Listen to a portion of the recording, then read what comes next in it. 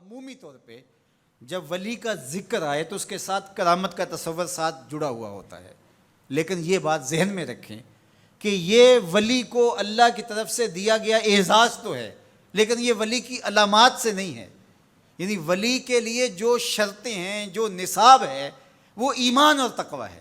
اگر کسی کے اندر یہ دو خوبیاں پائی جائیں اور وہ کمال درجے کی موجود ہوں، لیکن کرامت آپ تک نہ پہنچے یا ظہوری نہ ہو ساری زندگی، تو اس کے ولی ہونے میں شک نہیں ہے۔ اور ایک شخص کے اندر آپ کرامت دیکھیں لیکن یہ دو خوبیاں نہ پائی جائیں تو اس کو ہم کرامت ہی قرار نہیں دے سکتے، وہ استدراج ہوگا۔ ہر وہ خرق عادت امر جو بغیر کسی شخص سے ظاہر ہو اور ہو خرق عادت، ما فوق الفطرت چیز ہو، تو اس کو قدرت الہیہ کہیں گے۔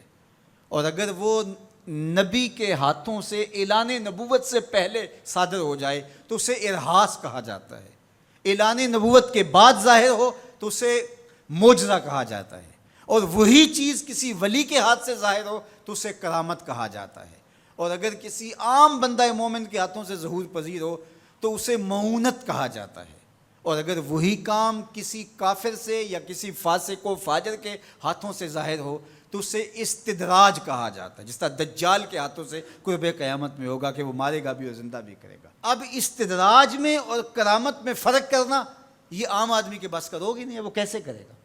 تو اس کے لیے سادہ کلیہ یہ ہے کہ ایمان اور تقوی کی شرط کے ساتھ اس چیز کو کرامت کہا جائے گا، اور اگر یہ دونوں شرطیں نہیں پائی جا رہی تو وہ پھر استدراج ہوگا۔ تو اس لیے ولی کو پہچاننے کے لیے کرامت معیار ہی نہیں ہوا، کرامت نصاب ہی نہیں ہوا، ولی کو پہچاننے کے لیے ایمان اور تقوی ہوا۔ اگر کرامت کو معیار بنا لیں گے تو پھر استدراج والے کو بھی ولی ماننا پڑے گا۔ اور یہی وجہ ہے کہ بہت سارے لوگوں نے ایسے لوگوں کے اوپر جو کسی بڑے بزرگ کی گدی پہ بیٹھ گیا، یا وہ چار لوگوں نے اس کو مان لیا یا اس کے شعبدے چل گئے اور شریعت کا واضح تارک ہے، اور لوگ اس کو اللہ کا ولی مان رہے ہوتے ہیں، اس لیے کہ ان کے ہاں معیار وہ نہیں ہے جو قرآن نے دیا ہے۔ قرآن نے دیا الذین آمنوا وکانوا یتقون، اور کرامت معیار نہیں ہے، وہ ایک ثمرہ ہے۔ اس ثمرے کو پہچانا جائے گا اس اصل نصاب کے بعد۔ اس کو صرف ایک مثال سے سمجھاتا ہوں۔ حضرت داتا گنج بخش علی حجویری علیہ الرحمہ نے کشف المعجوب میں یہ واقعہ لکھا ہے۔ کہتے ہیں کہ شیخ علی الخواص ایک بہت بڑے بزرگ تھے، وہ سفر پہ جا رہے تھے اور صاحب حال تھے، با کمال تھے، واقعتاً اللہ کے ولی تھے۔ ایک شخص آیا اور ہانپتا کانپتا ان کے پاس آ کے رکا، کہا آپ شیخ علی الخواص ہیں؟ فرمایا ہاں۔ تو کہا کہ میں لمبا سفر کر کے آیا ہوں اور آپ کی صحبت میں کچھ دن گزارنا چاہتا ہوں، تو آپ مجھے اپنی صحبت کے شرف سے محروم نہ رکھیے۔ تو حضرت شیخ علی الخواص نے مراقبہ کیا اور اسے کہا کہ مجھے تیرے بدن سے کفر کی بو آ رہی ہے۔ اللہ والوں کو اللہ نے بصیرت کا نور دیا ہوتا ہے۔ اس نے کہا جی میں نصرانی ہوں اور دیار غرب سے آیا ہوں، آپ کی شہرت سنی تھی تو آپ کی صحبت میں کچھ وقت گزارنے کی آرزو ہے، مجھے محروم نہ رکھیے۔ شیخ کہتے ہیں میں نے ٹالنا چاہا، میں نے کہا کہ میری صحبت میں رہنا بڑا مشکل ہوگا، تکلیفیں سہنا پڑیں گی۔ اس نے کہا جی میں گوارہ کروں گا۔ فرمایا ٹھیک ہے۔ کہا کہ میں چلتا گیا اور وہ بھی میرے ساتھ تھا۔ 8 دن گزر گئے، کبھی کھانا ملتا، کبھی 2 لقمے لے لیتے، کبھی پانی پی کے گزر اوقات ہوتی، کبھی گھاس کھا لیتے۔ ایک دن اس کا وجود کپ کپا رہا تھا بھوک کی شدت کی وجہ سے۔ اس نے مجھے کہا شیخ آپ اللہ کے بندے ہیں، میں نے عہد تو کیا تھا کہ کوئی آپ سے مطالبہ نہ کر پاؤں، لیکن اب میری سخت جواب دے گئی، تو آپ اللہ کے مقرب ہیں، تو اللہ کے اس قرب کی وجہ سے اس سے دعا کیجئے تو وہ میرے اور آپ کے کھانے کا انتظام کر دے۔ کہتے ہیں کہ میں اس کی حالت کو دیکھ کر کے سجدہ ریز ہو گیا اور اللہ کی بارگاہ میں نے یہ دعا کی مالک اس کافر کے سامنے رسوا نہ کرنا۔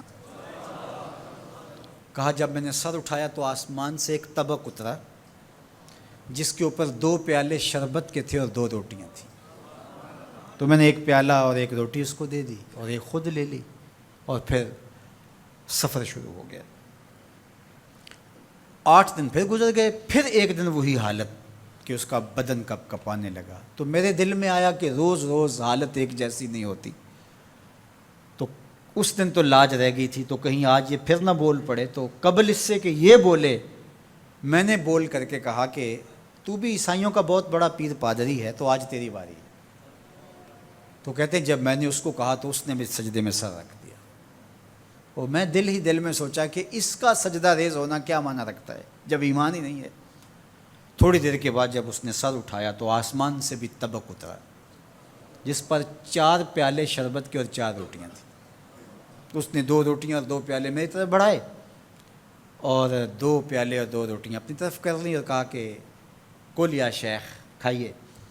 میں نے کہا میں نہیں کھاؤں گا، اس لیے کہ کرامت ہو نہیں سکتی، اور استدراج کا کھانا جو ہے وہ میں کھا نہیں سکتا، چونکہ تم کافر ہو تو میں استدراج کا کھانا کھاؤں تو یہ نہیں ہو سکتا۔ تو اس نے کہا کل یا شیخ، شیخ کھائیے اور میری طرف سے 2 مبارکیں وصول کیجیے۔ میں حیران ہوا، میں نے کہا کیا مبارکیں؟